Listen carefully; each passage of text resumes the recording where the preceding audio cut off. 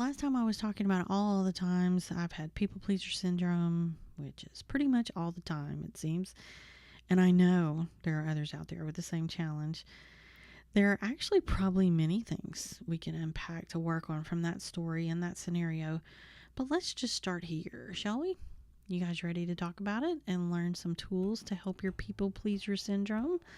Let's get into it.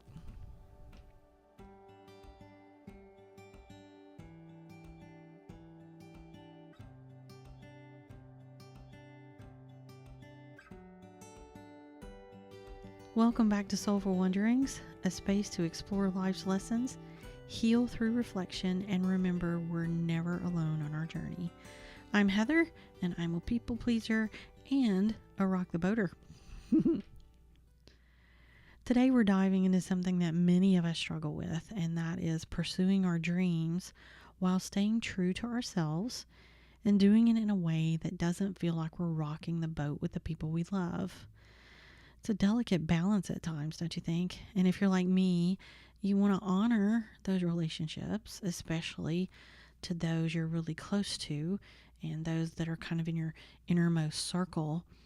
But at the same time, I want to honor my own path. And I know most of my life, my path has basically taken a back seat to pleasing others.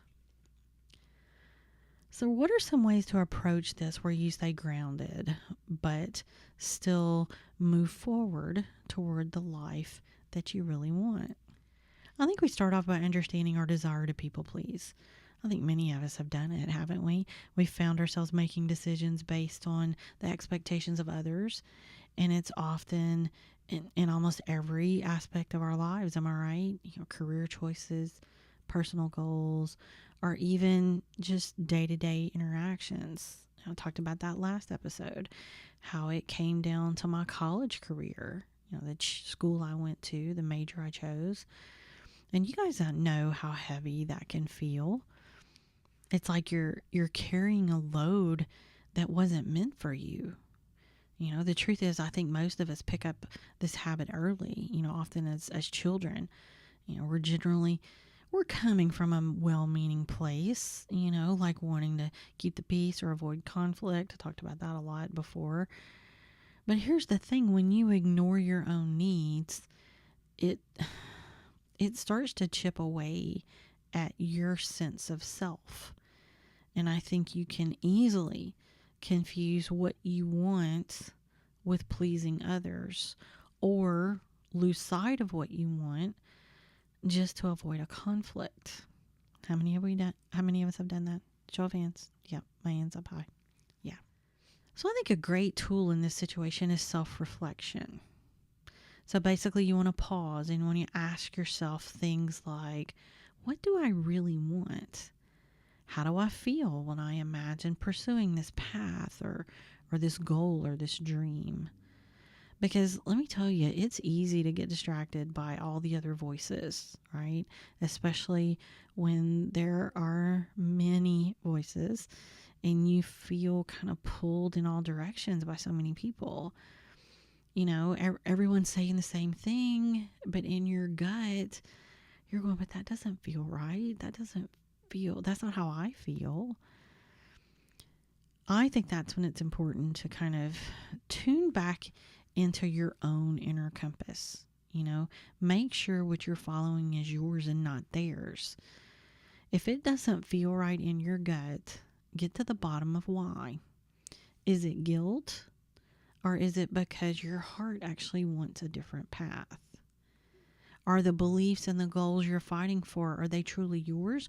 Or is that the expectation of someone else, right? Because sometimes the pressure to conform can be so strong that we end up fighting for something that really just doesn't truly align with our desires at all.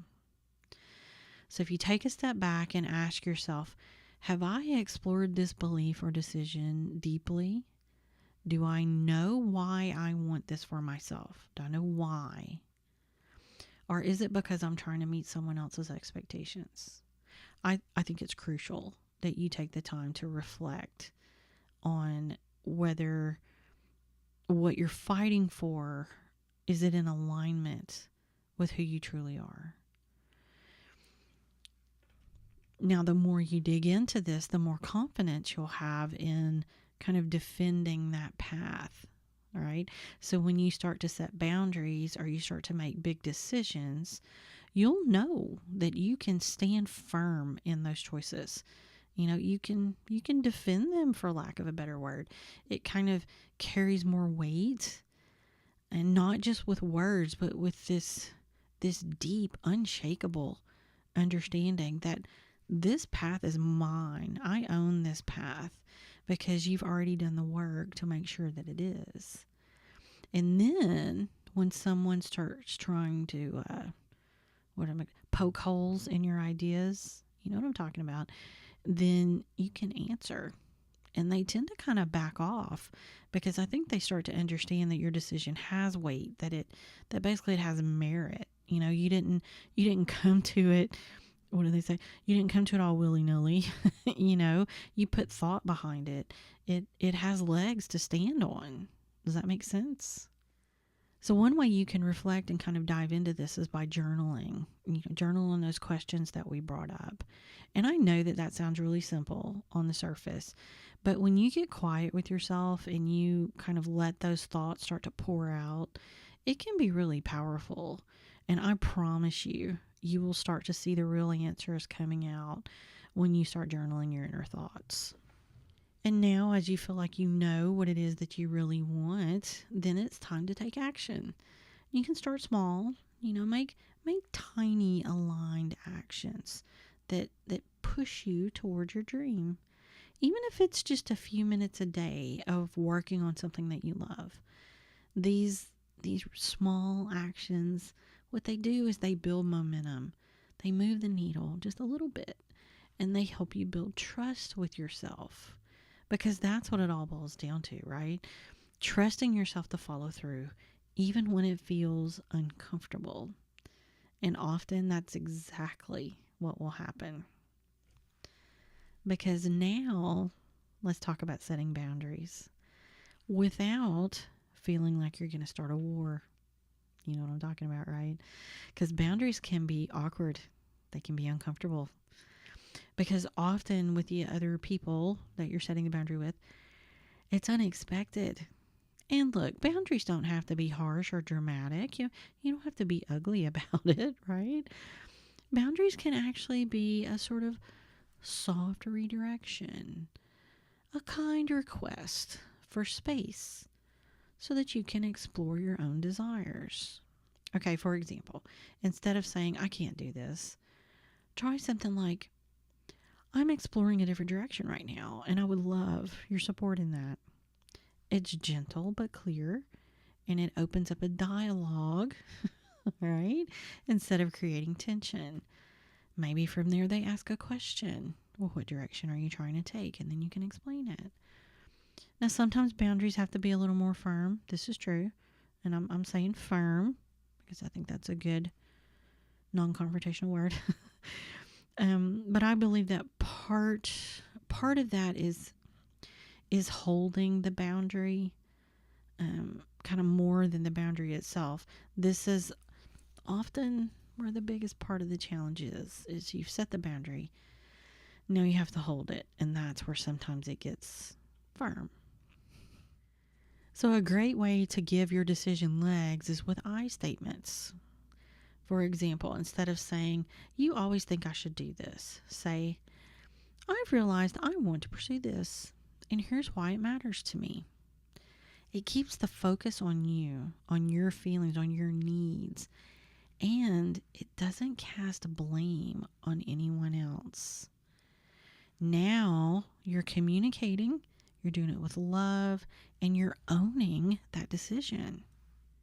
Now, of course, one of the big fears we often face in these situations is that setting that boundary or pursuing our dreams is going to create conflict, right? We've talked about this. What if it pushes people away? What if it ruins a relationship?